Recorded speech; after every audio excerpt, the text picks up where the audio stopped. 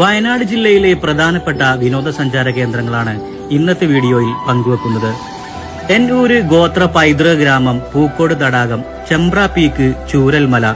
അരണമല, 900 കണ്ടി, സൂചിപ്പാറ വെള്ളച്ചാട്ടം, സീതമ്മക്കുണ്ട് വെള്ളച്ചാട്ടം, കാന്തൻപാറ വെള്ളച്ചാട്ടം, നീലിമല വ്യൂ പോയിന്റ്, ബാണാസുര സാഗർ അണക്കെട്ട് ആൻഡ് പാർക്ക്, മീൻമുട്ടി വെള്ളച്ചാട്ടം, കർലാട് തടാകം, Wayanad heritage museum, Karapuzha dam and park, Arattupara, phantom rock, Edakkal ഗുഹ, മൈലാടിപ്പാറ, ജൈന ക്ഷേത്രം, മുത്തങ്ങ വന്യജീവി സങ്കേതം, തോൽപ്പെട്ടി വന്യജീവി സങ്കേതം, കുറുവ ദ്വീപ്, തിരുനെല്ലി ക്ഷേത്രം, മഞ്ഞപ്പാറ, നെല്ലറച്ചാൽ, കടുവാക്കുഴി, അമ്പുകുത്തിമല,